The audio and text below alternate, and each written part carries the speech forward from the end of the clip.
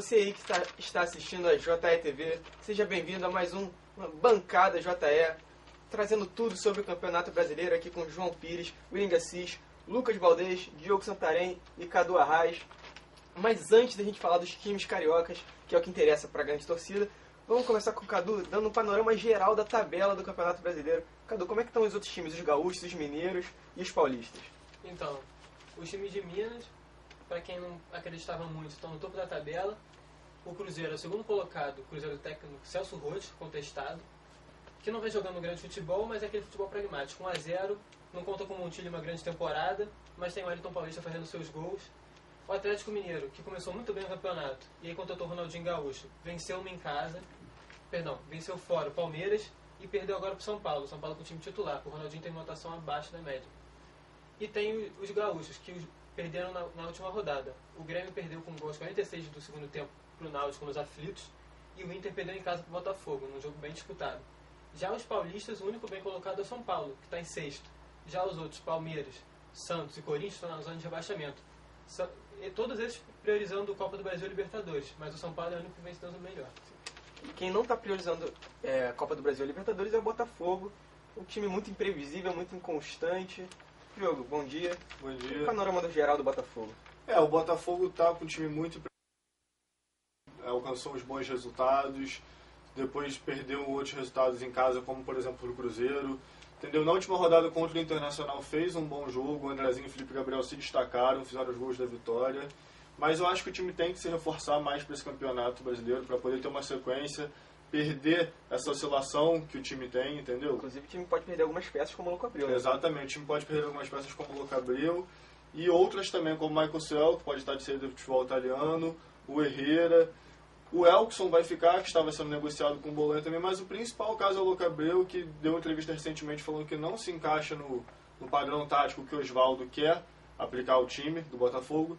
E, inclusive, teria sido oferecido ao Vasco da Gama. Eu acho que o João pode comentar melhor sobre essa notícia. Não foi exatamente o Vasco, foi o Louco Abreu. O Louco Abreu foi oferecido para o Vasco, mas o diretor executivo do Vasco, o Daniel Freitas, ele fez questão de rechaçar essa oportunidade do Louco Abreu vir para o Vasco. Ele disse que não é um atacante de área, o estilo do Louco Abreu que o Vasco está procurando, ainda mais pelo custo alto que o Louco Abreu tem, um jogador caro, tem um salário alto. Seria um custo alto para o Vasco ter o Louco Abreu no time, mas eu não concordo com o Daniel Freitas quando ele diz que o Vasco não precisa de um jogador de área como o Louco Abreu. Eu acho que o Vasco precisa sim de um jogador de área, porque o Vasco conta agora só com o Alexandre. O time do Cristóvão conta com o Alexandre para o ataque, e a alternativa ao Alexandre é o Tenório, que está contundido, só deve voltar no final de julho, início de agosto. Então, eu discordo dessa opinião do Daniel Freitas, o diretor do Vasco. O Vasco precisa sim de um jogador ali para a área.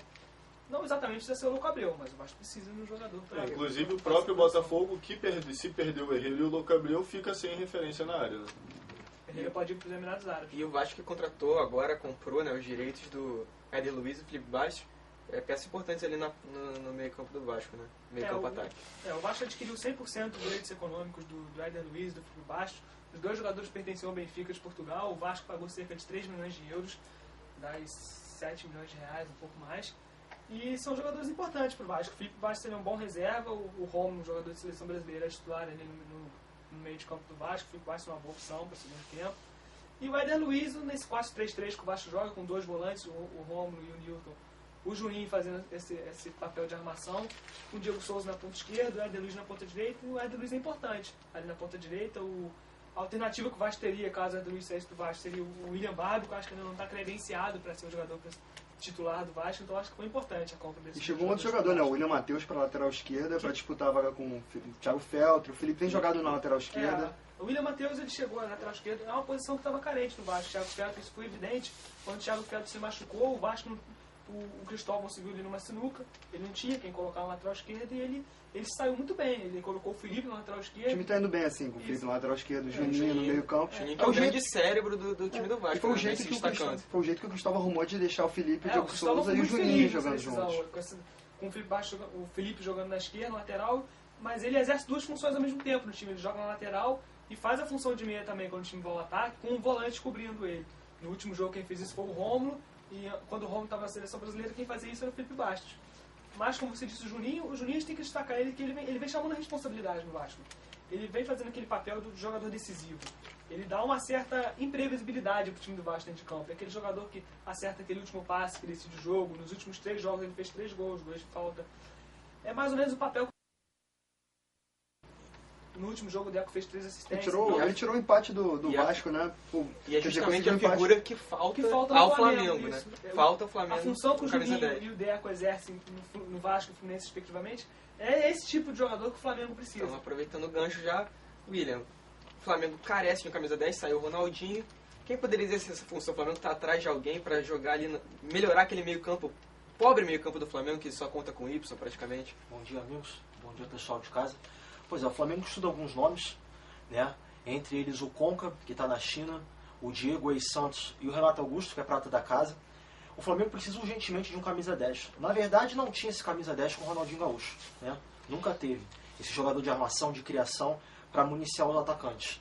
Mas agora fica evidente, com o esquema, o Joel Santana escala 4 volantes no meio de campo, então não existe um homem ali fixo de criação que possa dar uma dinâmica maior para a equipe.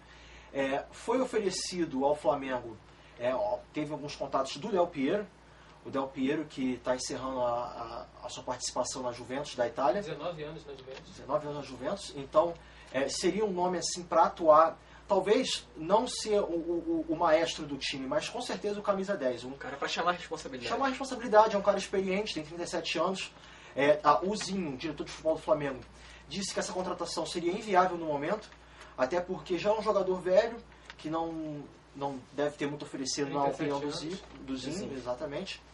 E o Zinho falou que só traz o Del Piero para o Flamengo caso tenha um plano de marketing muito eficiente para pagar o jogador. O jogador disse que não se importa com o salário, campeão do mundo, né, tem muita experiência, não se importa com isso.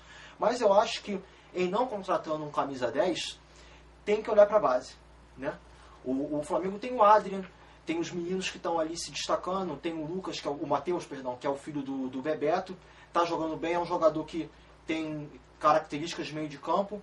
É muita responsabilidade para os meninos, é muita responsabilidade, mas eu acho que é hora de começar a apostar talvez na base. O Matheus entrou no último jogo. Matheus entrou nos Jogou últimos 5 minutos de jogo. Não teve muito tempo assim para mostrar, mas Concluindo essa pegada de apresentação do Del Piero, o Flamengo está atrás de um camisa 10, mas quem deve estar chegando é o volante Cáceres, né, que fez ótima campanha pelo Libertad. Está esperando o seu contrato vencer dia Só 30. esperando o E o contrato Ramon, de lateral esquerdo do Corinthians, que deve chegar assim que o Corinthians encerrar sua participação na o Libertadores. Flamengo está tentando liberar aí o Kleberson e o Wellington para o Bahia, tem essas duas negociações feitas aí. Os jogadores muito E o contestados, Flamengo teve uma notícia essa semana, que é um contato do Guangzhou, o time do Conca, para fazer um amistoso na China.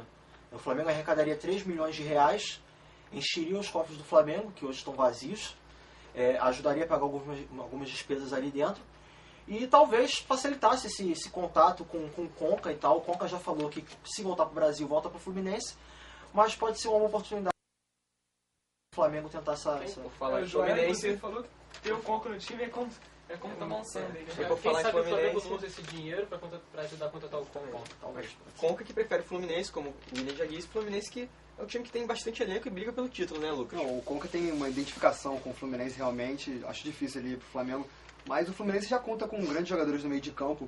Tem o Thiago Neves que vai voltar daqui a 2 rodadas, deve estar voltando da contusão dele. O Wagner está jogando, vem se firmando no meio campo, mas vai perder essa posição exatamente pro Thiago Neves. O melhor do meio campo, o maestro do meio campo é o Deco, deu 3 passes no último jogo para os gols do Fluminense, na vitória de 4-1 sobre a Portuguesa. É o melhor do time. O Fred também é um grande jogador, fez agora seu jogo de número 127 com a camisa do Fluminense. Então são as duas peças principais do Fluminense para mim, são o Deco e o Fred. Tem o Wellington Ney também no ataque. O time do Fluminense tem um grande conjunto, tem um elenco muito forte, acho que vai brigar lá em cima realmente. Se o Deco e o Fred puderem jogar 2/3 do campeonato, acho que o Fluminense vai brigar pelo título sem dúvida Tem nenhuma. boas reservas, né? Tem o Rafael Sobis e o Rafael Sobis que pode Sobis receber uma proposta do Internacional. Foi sondado pelo Inter. Não é nada certo, mas pode ficar no o Fluminense. Fluminense, assim como os demais cariocas, está brigando na parte de cima da tabela. Todos ali estão entre os 8 primeiros, né? O oitavo é o Flamengo, né? Então é o O Flamengo está em oitavo, o Fluminense está em 7º, tem 9 pontos também.